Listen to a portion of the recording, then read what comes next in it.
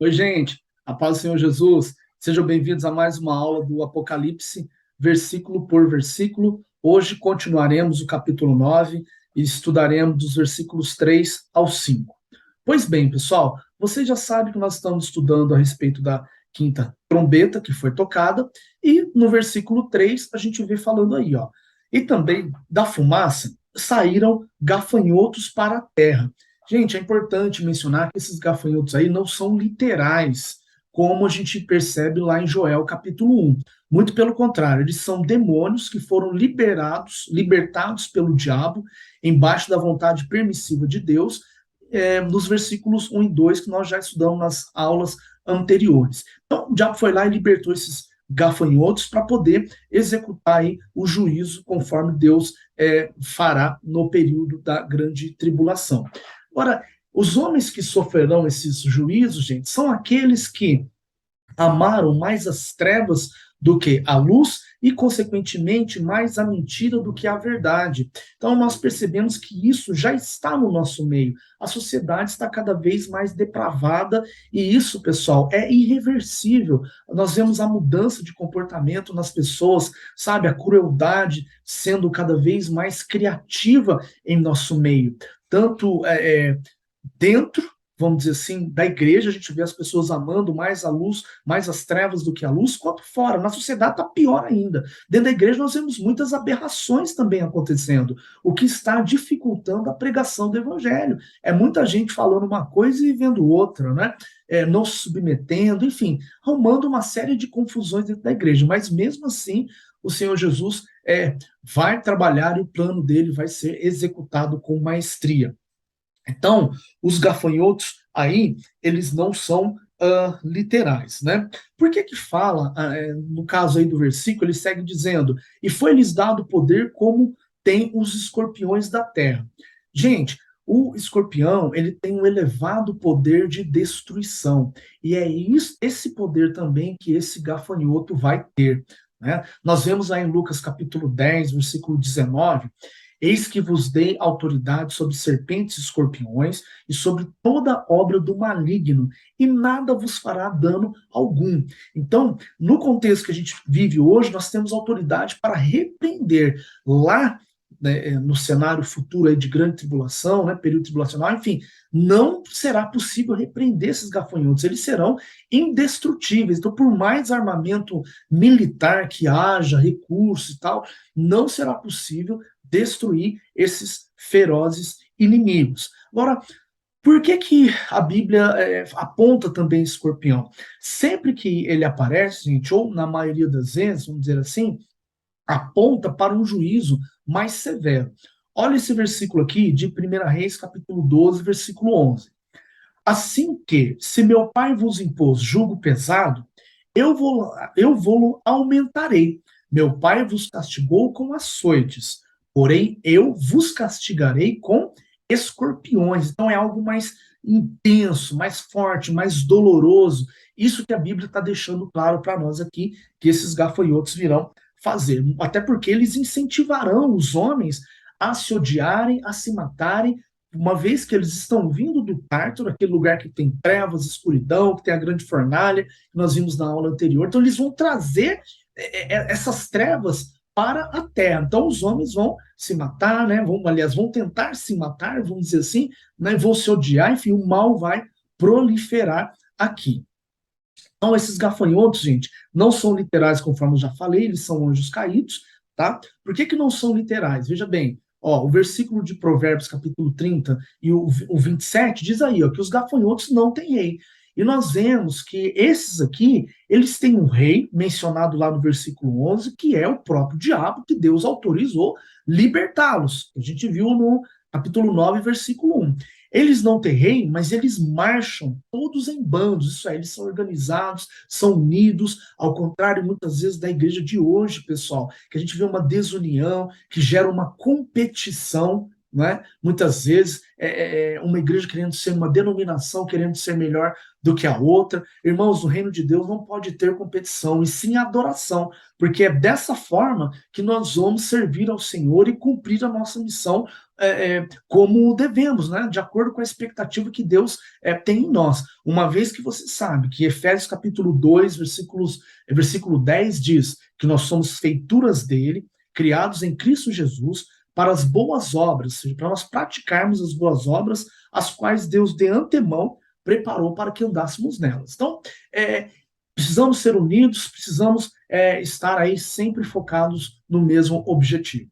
Avançando, como é que esses gafanhotos serão, gente? Ó, tem aí a descrição deles no próprio livro, tá? Nós vamos falar disso posteriormente. Então você vê, ó, tem dentes de leão, couraças como de ferro. Então eles são severos para aplicar o sofrimento, são aparelhados, né, são muito bem equipados, e eles têm um líder, ou seja, eles sabem se submeter, ao contrário, aliás, do que nós vemos no meio evangélico hoje, né, no que nós vemos na sociedade, enfim, a insubmissão, a arrogância, enfim, tudo isso aí tem proliferado em nosso meio. E note que o texto está dizendo, né, que uma das características dele, que está no capítulo 9, é que eles não podem ser mortos pelo fogo. Então, não importa o que os homens façam, esses gafanhotos não serão destruídos. Muito bem. E aí no versículo 4 fala, e lhe foi dito que não causassem dano à erva da terra, nem a qualquer coisa verde, nem à árvore, e tão somente aos homens. Então, isso aqui nós percebemos que é o contrário do que aconteceu no Apocalipse 8:7, que você vê que fala que o anjo tocou a trombeta e houve saraiva, fogo misturado aí com sangue, e foram atirados à terra. E aí o que aconteceu? A terça parte dela foi queimada, e também as árvores, né, e toda a erva verde. Deus resolveu inverter aqui, tá? Possivelmente por quê? Porque ele deseja, né, porque deseja, de repente, um juízo mais severo, enfim, só ele sabe o porquê que inverteu, não é verdade? Lá foi queimada, né? E aqui nós vemos um versículo aí que eles não poderiam causar dano nenhum. Muito bem, nem as árvores, nem a toda erva verde. Seguindo, pessoal, olha o que diz no versículo 4 ainda. O que esses homens vão fazer? Olha só, eles vão causar, né, danos somente aos homens que não têm o selo de Deus sobre a sua testa, sobre a sua fronte. Então, os cristãos que estarão aí, que se converterão, né, verdadeiramente ao Senhor, eles vão sofrer também, não serão tocados pelos gafanhotos, mas só de estarem nesse cenário terrível que a gente está vendo aqui, isso já é um sofrimento muito grande, gente. Sabe? Eles vão ter que, nossa, falar: olha que coisa terrível que está acontecendo, vão ver pessoas morrendo, sofrendo, né? Pessoas sendo atacadas, aliás, elas não vão morrer aqui, né? Elas serão atacadas, tá? E a Bíblia fala, depois nós vamos estudar, que esses homens vão procurar a morte e não vão encontrar. Então o sofrimento vai ser terrível. Isso para aqueles que não têm o selo de Deus, porque aqueles que têm o selo de Deus vai acontecer como foi lá no Egito, que Deus enviou essas pragas que vocês estão vendo aí, e o povo dele, aquele que se manteve fiel, não foi tocado, não foi atingido pelas pragas, né? Então lá também Deus vai preservá-los. E aí nós vemos, ó, Efésios 1:13, em quem também vós, depois que ouvistes a palavra da verdade, o evangelho da vossa salvação, tendo nele crido, fostes selados com o Espírito Santo da promessa. Então nós temos um selo, irmão, que nos dá autoridade hoje sobre serpentes e escorpiões. Meu irmão, quando manifestar um demônio, não precisa chamar líder espiritual para expulsar, sabe? Você pode orar pelos doentes. Por quê? Porque nós temos esse selo que nos dá o poder do Espírito Santo. Resumindo, nós somos uma bomba relógio ambulante. E lá também, no cenário de grande tribulação, esses homens terão um selo. Os gafanhotos não vão poder tocar neles. Tá? O sofrimento deles, vamos dizer assim, vai ser psicológico, né? Porque vão ver tudo aquilo, vai ser outro, mas não sofrerão com o toque do gafanhoto, com veneno, enfim, por aí vai. Seguindo, versículo 5, ó, foi-lhes também dado não que os matassem, e sim que os atormentasse durante 5 meses. Então, veja bem, os homens não poderiam ser mortos aqui, tá? Que a gente vê aqui, gente, é uma espécie de tortura, sabe? Eles e vão sofrer, mas não vão morrer. Então, isso para a gente perceber o sofrimento que vai ter aqui na Terra, tudo isso por conta do quê? Por conta do pecado que o homem não quer deixar, o homem não quer abandonar as obras da carne para servir ao Senhor. Veja o que dizem Números. Fala assim, ó. Porém, se não fizerdes assim, eis que pecastes contra o Senhor, e sabei que o vosso pecado vos há de achar. Tem outras versões que falam que o vosso pecado vos perseguirá. Números 32, 23. Então, tudo isso, gente, que vai acontecer é por conta da prática do pecado, de fato do abandono, né, do amor a Deus, ou daqueles que nunca amaram a Deus e ficaram aqui para esse tempo difícil.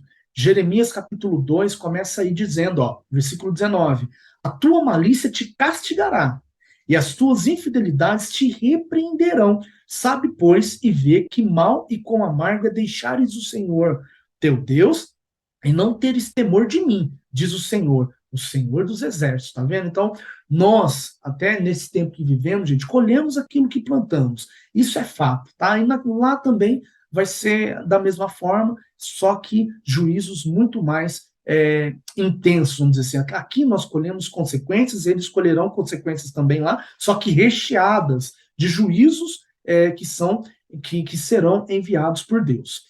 Aí nós vemos, ó, então não era para matar os homens. Durante quanto tempo? Durante 5 meses, esses gafanhotos vão fazer o mal.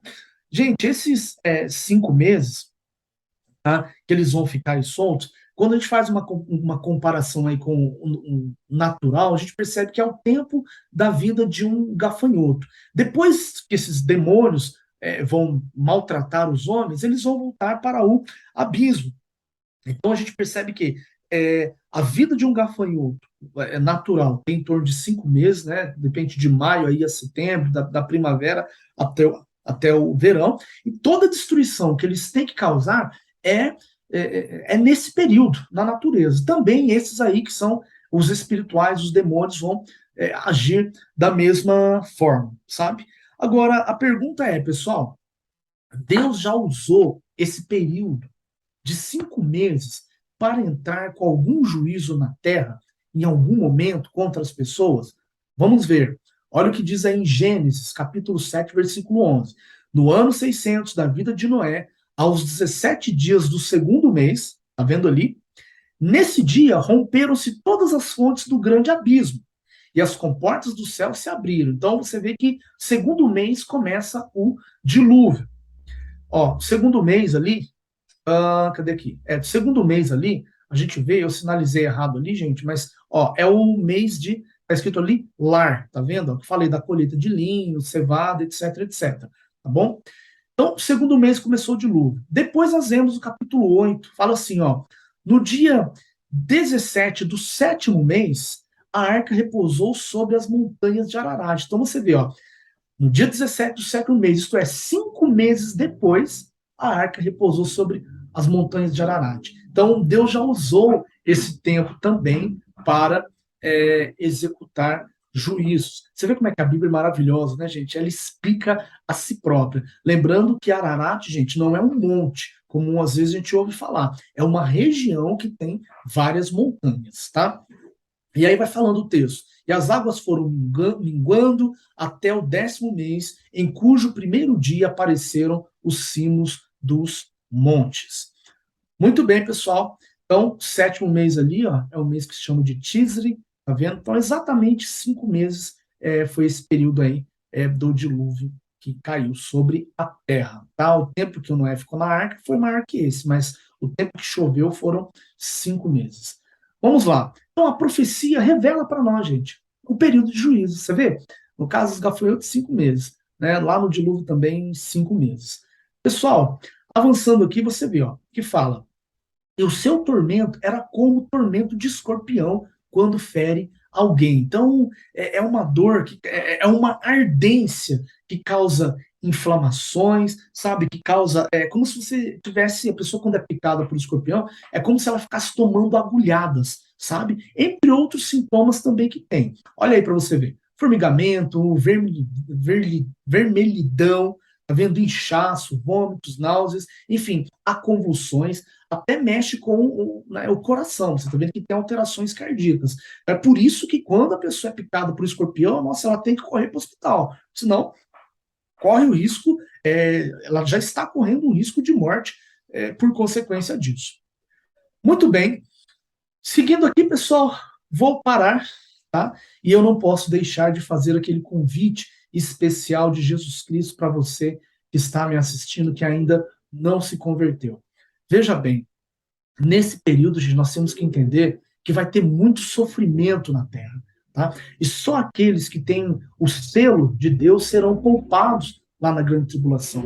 Mas você pode ser poupado de chegar nesse período, de estar aqui nesse período. Basta você entregar a sua vida para Jesus Cristo, que você vai ser selado com o Espírito Santo da promessa, você vai ter o Espírito Santo habitando dentro de você, vai ter esse poder e autoridade para lidar com serpentes, com escorpiões, sobre toda arma, sobre toda obra forjada do diabo contra a sua vida, né? Toda estratégia maligna. Então você tem que procurar uma igreja evangélica mais próxima da sua casa, se entregar a sua vida para Jesus, começar a estudar a Bíblia, começar a se aproximar mais de Deus, sabe? Para que você não fique aqui durante esse período tribulacional que vão acontecer juízos terríveis por consequência das escolhas pecaminosas que os homens tiveram. E você que está me ouvindo, meu irmão, que já é cristão, que está servindo ao Senhor, ou que, enfim, está com uma vida contrária, de repente você está na igreja, mas você vive só de aparência, sabe? Você ainda está amando mais a mentira do que a verdade. Então, olha o que diz essa frase: é inútil ter Cristo nos lábios e o mundo no coração. Lucas capítulo 22, versículo 31, Jesus está falando para Pedro: olha, Pedro, você quando se converter, converte aos seus irmãos. O diabo chegou até mim, Pedro, para poder peneirar você aí, para cirandar a tua vida, mas eu roguei, eu intercedi por você. Então agora se converte para você poder converter também os seus irmãos. Meu irmão, se converta. Se você está nessa situação, está apenas indo à igreja, está apenas convencido de que o evangelho é uma coisa boa, de que você precisa ser salvo, de que você precisa mudar de vida, chegou a hora de parar e se converter verdadeiramente ao Senhor Jesus, começar a amar mais a luz do que as trevas e mais a verdade do que a mentira e demonstrar o caráter de Deus para as pessoas que te cercam. Maravilha? Gente, vou encerrar aqui. Fiquem na paz do Senhor Jesus, que vocês possam continuar prosperando e vamos crescendo aqui na graça e no conhecimento da palavra de Deus. Um abraço, até a próxima videoaula. Fiquem com Deus, gente. Até.